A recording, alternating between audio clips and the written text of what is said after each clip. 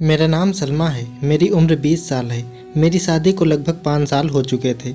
मैं अपने ससुराल में बहुत खुश थी। मेरा ससुराल कोई बहुत लंबा चौड़ा नहीं था।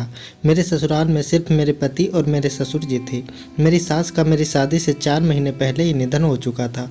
मेरे पति अपने माता पिता के अकेले बेटे थे, इसीलिए मेरी सास की मौत के बाद घर बिल्कुल सूना हो गया था, क्योंकि मेरे पति और ससुर जी के काम पर जाने के बाद घर खाली ही रहता था और जब वो लोग काम से लौट कर घर आते थे तो उनको घर काट खाने को दौड़ता था और इसीलिए मेरे ससुर जी ने अपने बेटे राघव की शादी करने का सोचा। एक दिन मेरे पिताजी के दोस्त ने मेरे लिए रिश्ता बताया। पिताजी लड़के के बारे में सुनकर बहुत खुश हो गए और मेरे पिताजी ने अपने दोस्त से कह दिया था कि वो जल्द ही घर पर बात करके इस रिश्ते को आगे बढ़ाने के लिए बताते हैं।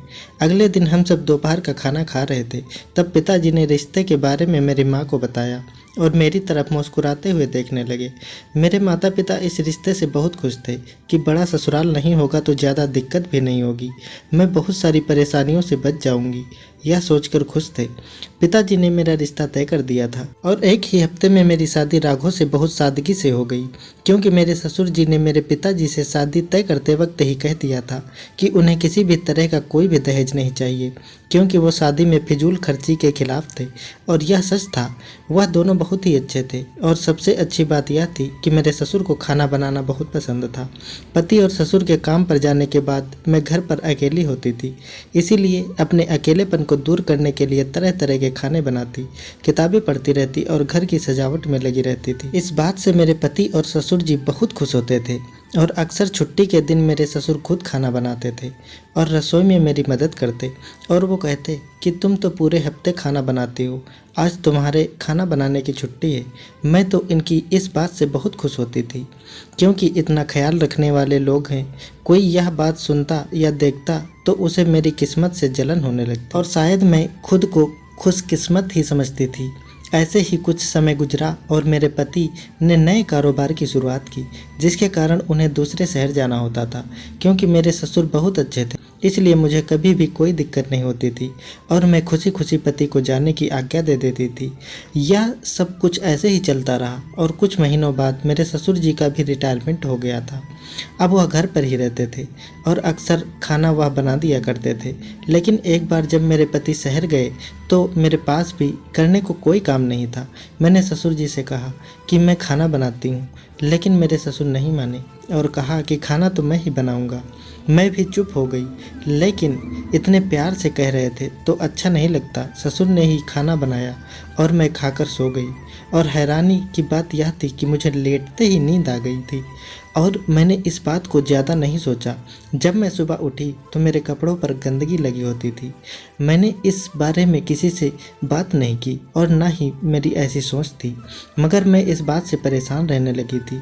ऐसा क्यों होता है, जब भी मैं खाना बनाती हूँ तो सुकून से खाना खाती हूँ और मुझे इतनी जल्दी कभी भी नींद नहीं आती। यह मेरे बचपन की आदत में शामिल है। मुझे हमेशा ही लेटने के कुछ देर बाद ही नींद आती थी, मगर जो 4 दिन से मुझे अचानक नींद आई। ससुर ने खाना बनाया था। दिक्कत यह थी, इस बारे में किसी से बात नहीं कर सकती थी, क्योंकि अगर पति को बताती तो कोई भी इंसान अपने पिता के बारे में गलत नहीं सुन सकता और वह मुझे ही इल्ज़ाम लगा देता। घर में और कोई था भी नहीं और मैं अपने माता पिता को भी यह बात बताकर परेशान नहीं करना चाहती थी।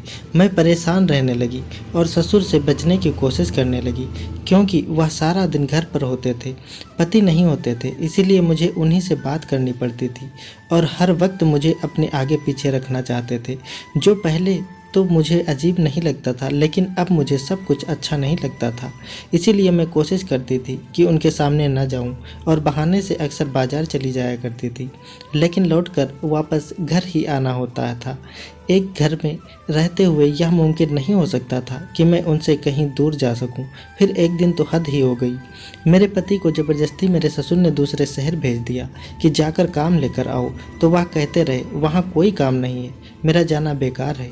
लेकिन मेरे ससुर ने उनको डांट दिया कि तुम्हें क्या पता काम कैसे ढूंढा जाता है, बार बार काम देखना पड़ता है और ऑफिस के चक्कर काटने पड़ते हैं, तब जाकर काम हाथ आता है। मजबूर होकर मेरे पति दूसरे शहर चले गए। मेरे पति के जाते ही उनके चेहरे पर एक ऐसी चमक नजर आई जैसे उनकी कोई दिल की बात पूरी हो गई हो। मैंने भी उनसे कहा कि मैं अपने मायके जाना चाहती हूँ, लेकिन मेरे ससुर ने मना कर दिया कि मेरा बेटा भी अभी यहाँ नहीं है, तुम भी चली जाओगी तो मैं अकेला क्या करूँगा, यहीं रुक जाओ, जब तक वह वापस नहीं आता है फिर चली जाना। और मैं मजबूर हो गई कि मैं तो उनको कुछ कह भी नहीं सकती, लेकिन मेरे दिल में जो शक बैठ गया था वो कैसे ख़त्म हो सकता था।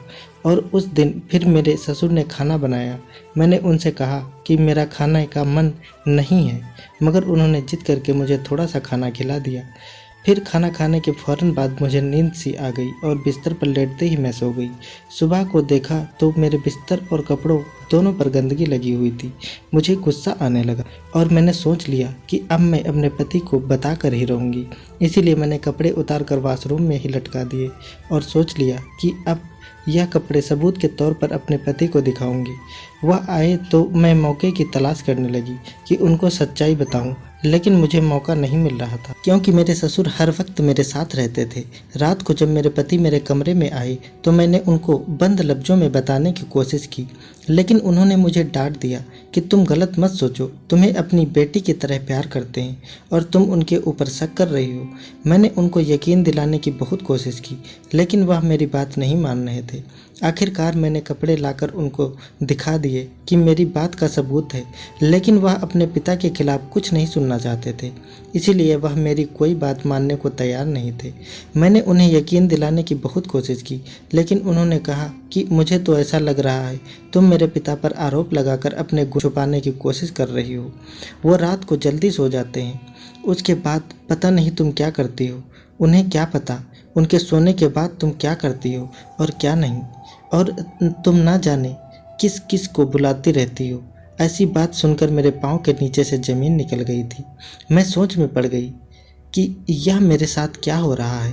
हम दोनों में बहुत लड़ाई हुई और इसके बाद मैं अपने मायके चली गई। 1 महीना गुजर गया, उन्होंने पलट कर खबर भी नहीं ली।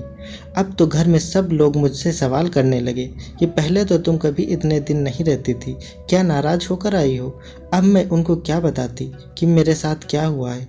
गलत भी मेरे ही साथ हुआ और मेरे ही पति ने मेरा यकीन भी नहीं किया, लेकिन मैं उन सब को परेशान नहीं करना चाहती थी, इसीलिए चुप रही। मैं देखना चाहती थी कि अब कौन सा खेल खेलेगी ज़िंदगी मेरे साथ। और कुछ दिन बीत जाने के बाद मेरे ससुर मुझे लेने आए कि बेटा इतने दिन हो गए हैं, अभी तक तुम घर नहीं आई, इसीलिए मैं तुम्हें लेने आया हूँ। इनके इस प्यार पर मेरे घर वाले बहुत खुश हुए, लेकिन मैं तो उनके साथ नहीं जाना चाहती थी क्योंकि मैं तो उनके बेटे से लड़ कर आई थी। मेरे ससुर को भी शायद मालूम था कि हमारी लड़ाई हुई है, इसीलिए उन्होंने मुझे कहा कि बेटा जो भी दिक्कत है दोनों बैठकर हल कर लेना, ऐसे नाराज़ होकर बैठ जाना मसले का हल नहीं है। वह समझाते हुए अपने साथ ले आए। मैं मजबूर थी कि मेरे घर वालों को भी कुछ नहीं बता सकती थी, इसीलिए मुझे उनके साथ जाना पड़ा और वापस आई, लेकिन मेरे पति का मूड ठीक नहीं था। उन्होंने मुझे जता दिया कि जिस इंसान पर तुम शक कर रही थी वही तुम्हें वापस लेकर आया है, वरना मैं तो कभी भी तुम्हें वापस लेकर नहीं आने वाला था। मेरी कोई गलती न होने के बाद भी मुझे उनके सामने शर्मिंदा होना पड़ा और माफ़ी मांगनी पड़ी और बहुत मुश्किल से सब कुछ ठीक हुआ। अब मैं चुप रहने लगी थी और अपने पति से कोई भी बात नहीं करती थी, लेकिन मेरे ससुर की वही रूटीन था। वह खाना पकाते और अक्सर उनका खाना खाने के बाद मुझे नींद आ जाती। यह जो कुछ भी था मुझे समझ नहीं आता था कि मैं क्या करूं। मैं जितना भी कोशिश कर लेती मुझे नींद आ ही जाती थी।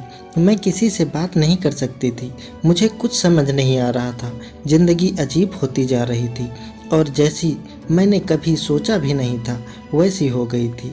मुझे अब अपने आप से घिन आने लगी थी। मैं क्या थी और क्या बन गई हूँ। ज़िंदगी ऐसी बीत रही थी।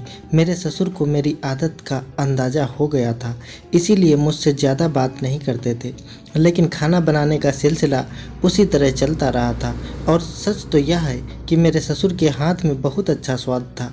जो भी एक बार मेरे ससुर के हाथ का खाना खा लेता वह उनके खाने का दीवाना हो जाता था, मगर मुझे तो अब उनके खाने से भी घिन आती थी। जिंदा रहने के लिए खाना खाना पड़ता था। 3 लोगों के घर में मैं अब अपने लिए अलग भी नहीं बना सकती थी। लेकिन कहते हैं कि जब इंसान बिल्कुल लाचार हो जाता है तो ऊपर वाले वहाँ से रास्ता दिखाता है जहाँ इंसान सोच भी नहीं सकता। मेरे साथ भी कुछ ऐसा ही हुआ और एक दिन मैं बाजार से कुछ सामान लेने गई और वहाँ मुझे एक बहुत पुरानी सहेली मिल गई जो कि मेरे साथ कॉलेज में पढ़ती थी और दूसरे शहर चली गई थी। अपने पति के ट्रांसफ़र की वजह से शहर में वापस आई थी और एक दिन बाजार में खरीदारी करने के बीच अचानक उससे मुलाकात हुई। इतने वक्त के बाद अपनी सहेली से मिलकर मैं बहुत खुश हुई और हम दोनों एक दूसरे से मिलने का प्रोग्राम बनाने लगे। हमारा एक दूसरे के घर में आना जाना भी शुरू हो गया। वह 4 बार हमारे घर आई तो उसने मेरा और मेरे ससुर का व्यवहार नोट किया तो मुझसे सवाल किया कि ऐसा क्यों है। तो मैंने उसको सारी बातें बता दी कि मेरे साथ यह सब होता है। पहले तो वह बहुत हैरान हुई, फिर उसने वादा किया कि वह उसके सारे मामले में मेरी मदद करेगी। और एक दिन जब मेरे पति हमेशा की तरह एक दूसरे शहर गए, मेरे ससुर ने खाना बनाया तो मैंने खाना खाने के साथ ही थोड़ा सा खाना अपनी प्लेट से निकाल कर छिपा दिया और दूसरे दिन वही हुआ जो मेरे साथ होता आया था।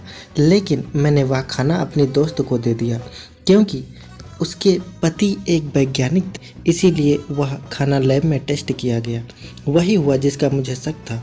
उस खाने में नींद की दवा शामिल थी, इस वजह से मुझे जल्दी नींद आ जाती थी। एक बार तो मैंने सोचा कि अपने पति को दिखा दूंगी, लेकिन फिर मुझे वही डर लगा कि वह कहेंगे कि तुम मेरे पिता पर आरोप लगा रही हो और इस बार वह मुझे अपनी ज़िंदगी से ही निकाल देंगे। इस डर ने मेरी जुबान पर ताले लगा दिया। और फिर एक दिन जब मेरे पति घर पर नहीं थे, मेरे ससुर ने खाना बनाया तो मैंने अपने दोस्त की सलाह से वह खाना नहीं खाया और नाटक ऐसे करने लगी जैसे मैंने वह खाना खा लिया हो और अपने कमरे में जाकर लेट गई। मैं देखना चाहती थी कि मेरे सोने के बाद मेरे साथ क्या होता है। मुझे लेटे हुए कुछ ही देर हुई थी कि मेरे कमरे का दरवाज़ा खुला। मेरे तो रोंगटे खड़े हो गए, लेकिन मैं चुप लेटी रही क्योंकि आज मुझे इस रात से पर्दा उठाना था। मुझे देखना था कि मेरे ससुर मेरे कमरे में आकर क्या करते हैं। मैंने सोच लिया था अगर वह मेरे साथ कुछ उल्टा सीधा करेंगे मैं शोर मचा दूंगी।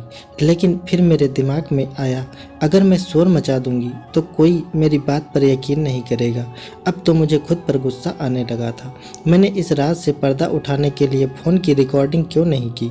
यह सब कुछ रिकॉर्ड हो जाता, लेकिन जो होना था वह हो गया।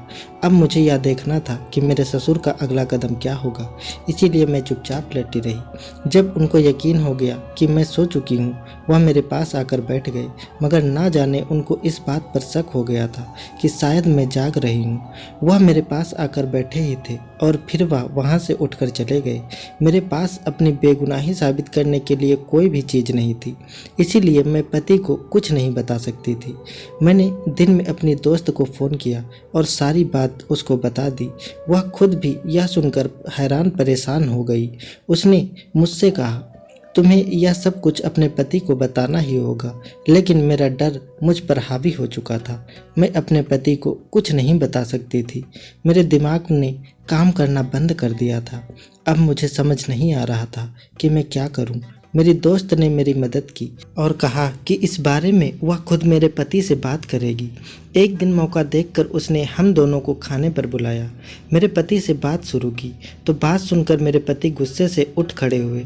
मेरे पति उससे नाराज़ हो गए, लेकिन जब उसने आराम से कहा कि देखें आप अब बात को जान ले, अगर मेरी बात गलत है तो बेशक आप इसे छोड़ दीजिएगा और यह बात सच साबित हुई तो फिर जो आप करना चाहे कीजिएगा। मैं अपनी ज़िंदगी दांव पर लगाकर अपनी बेगुनाही साबित करने के लिए तैयार हो गई और अब हमें कुछ ऐसा करना था कि मेरे ससुर को मालूम भी ना हो और उनका भेद भी खुल जाए। मेरी दोस्त ने मेरे पति को वह रिपोर्ट भी दिखाई जो खाने की बनाई गई थी। शायद इस वजह से मेरे पति यह सब करने के लिए तैयार हुए। लगभग 2 हफ्ते के बाद मेरे पति ने अपने पिता से कहा कि उन्हें किसी ज़रूरी काम से दूसरे शहर जाना है। मेरे ससुर यह सुनकर बहुत खुश हो गए थे और उन्होंने कहा कि तुम ज़रूर जाओ, मेरे पति घर से तैयार होकर निकल गए, लेकिन अपने एक दोस्त के घर चले गए और दूसरे शहर नहीं गए। हमेशा की तरह मेरे ससुर ने ही खाना बनाया। वह खाना बनाने में व्यस्त थे तो मेरे पति चुपचाप घर में आ गए और कमरे में छुपकर बैठ गए। ससुर को मालूम भी नहीं था कि ऐसा भी हो सकता है। मैंने चुपचाप खाना खाया क्योंकि मुझे मालूम था कि खाना खाने के बाद मुझे नींद आ जाएगी, लेकिन मेरे पति मेरे कमरे में हैं, इसीलिए मुझे कोई डर नहीं था। मैं पेट भरकर खाना खाया और हमेशा की तरह नींद आ गई। मैं कमरे में गई और पति को बताया कि मुझे नींद आ रही है, मैं खाना खा चुकी हूँ और अब जो कुछ करना है आपको करना है। मैं तो बिस्तर पर लेटते ही सो गई। मुझे मालूम नहीं कि उस रात क्या हुआ, लेकिन जब मैं सुबह उठी मेरे ससुर और पति दोनों घर पर नहीं थे। मुझे मालूम नहीं था कि वह कहाँ गए हैं। बहुत देर के बाद भी जब वह दोनों घर नहीं आए तो मैं परेशान हो गई। मैंने दोनों नंबर पर फ़ोन ट्राई किया, लेकिन उन दोनों के नंबर बंद जा रहे थे। मेरे लिए यह सब कुछ बहुत खतरनाक भी हो सकता था, लेकिन मुझे मालूम नहीं था कि वह दोनों कहाँ गए हैं। कुछ समझ नहीं आया तो मैंने अपनी दोस्त को फ़ोन किया और उसे सारी बात बताई। उसने मुझे समझा दिया, लेकिन शाम तक इन दोनों का कुछ पता नहीं चला और इस वजह से मेरा हाल बुरा हो गया था। मुझे खुद पर गुस्सा आ रहा था कि मैंने आज खाना क्यों खाया। अगर मैं खाना नहीं खाती तो मुझे मालूम हो जाता कि क्या हुआ है, क्योंकि आज हमेशा की तरह मेरे कपड़ों पर गंदगी लगी हुई नहीं थी। मैं बहुत परेशान होने लगी कि ऐसा क्या हो गया। शाम से रात हो गई, लेकिन मेरे पति और ससुर का कुछ पता नहीं था। मेरी दोस्त बार बार कहती रही तुम्हें पुलिस में रिपोर्ट करवानी चाहिए, लेकिन मैं परेशान थी कि पुलिस वालों को क्या बताऊंगी कि वह दोनों घर से क्यों और कैसे गायब हो गए। इसीलिए मुझे इंतज़ार करना था। इस बात को 4 दिन बीत गए और मेरे पति और ससुर का कोई पता नहीं था। मजबूर होकर अपने भाई को फ़ोन करके सारी बात बतानी पड़ी। मेरा भाई मेरे घर आ गया और जब उन्हें सारी बात मालूम हुई उन्होंने मुझे बहुत डांटा कि तुमने यह बात पहले क्यों नहीं बताई थी। उनका कोई दोस्त पुलिस में था, उन्होंने उसे भरोसे में लिया और उसको सारी बात बताई। पुलिस के अपने मुखबिर होते हैं। पुलिस ने अपना काम किया, पता नहीं कैसे फ़ोन ट्रेस किया और रात को मेरे पति और ससुर दोनों आ गए थे। मेरे पति बेहोश थे और मेरे ससुर अजीबो-गरीबो बातें कर रहे थे, जैसे उनका दिमाग उनके कंट्रोल में नहीं। यह सब कुछ देखकर मैं बहुत परेशान हो गई। भाई ने मुझे संभाला और कहा इनको अभी डॉक्टर के पास लेकर जाते हैं तो सारी बात मालूम हो जाएगी। जब वह डॉक्टर के पास लेकर गए तो मालूम हुआ कि मेरे पति को बेहोशी की दवा दी गई है, लेकिन अब मुझे यह जानना था कि यह सब हुआ कैसे। पुलिस अपना काम करके वापस चली गई। मेरे पति ने बताया कि यह सब कैसे हुआ। जैसे तुमने बताया था वैसे ही तुम्हारे सोने के कुछ देर बाद वह कमरे में आए। उनका अजीब सा हाल देखकर मुझे डर महसूस हुआ और जैसे ही तुम्हारे बिस्तर के करीब आए मुझसे बर्दाश्त नहीं हुआ और मैंने उनको आवाज़ दी। वह मेरी आवाज़ सुनकर परेशान हो गए और इससे पहले कि मैं उनसे कुछ बोलता मुझे ऐसा महसूस हुआ जैसे कमरे में कोई और भी है। इससे पहले कि मैं मुड़कर उनको देखता मेरे गर्दन पर सुई चुभने का एहसास हुआ और उसके बाद मुझे कुछ होश नहीं था। फिर मैंने ससुर से पूछा आप ही बताएं कि यह सब क्या है, क्योंकि अब कहानी आपके हाथ में है। उन्होंने मुझे बताया बेटा मुझे खुद मालूम नहीं हुआ कि मेरे साथ क्या हो रहा है। सिर्फ ऐसा हुआ कि तुम्हारे और मेरे बेटे की कोई औलाद नहीं थी और शादी की 6 साल से ज़्यादा हो गए थे, अभी तक कोई औलाद नहीं है। मैं कोई औरत तो नहीं जो इस बारे में तुमसे बात करता। मैंने एक बार दोस्तों में बैठे हुए इस बात का जिक्र किया तो मेरे दोस्त ने बताया कि कोई डॉक्टर है जो पंडित भी है, उनसे अगर कोई दवाई लेकर अपनी बहू को दे दे तो उसकी औलाद हो जाएगी। मैं तो बस औलाद की खातिर इस आदमी के पास गया था और जिस तरह वह कहता रहा मैं करता रहा कि नींद की दवाई खाने में मिला देता। उसके बाद मुझे अलग अलग काम बताता रहता, मैं करता रहता।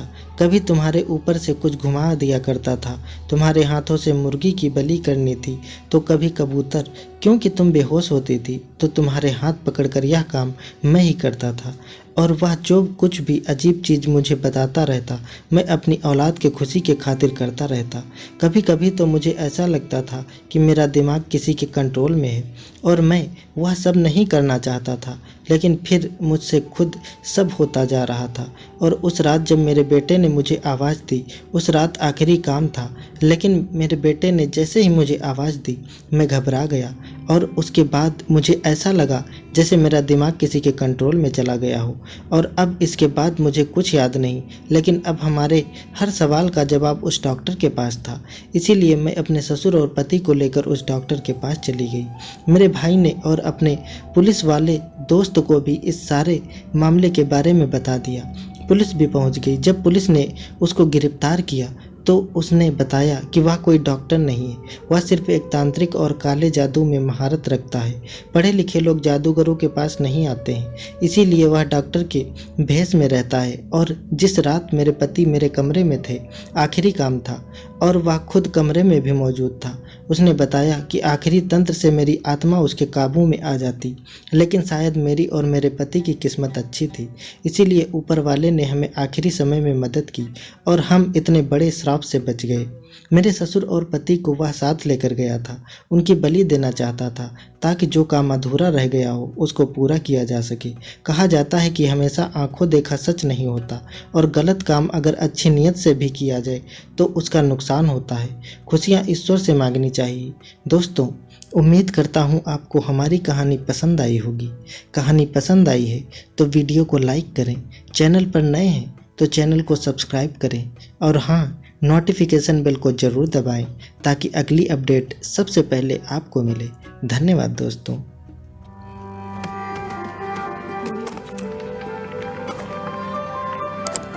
Subscribe now and press the bell icon.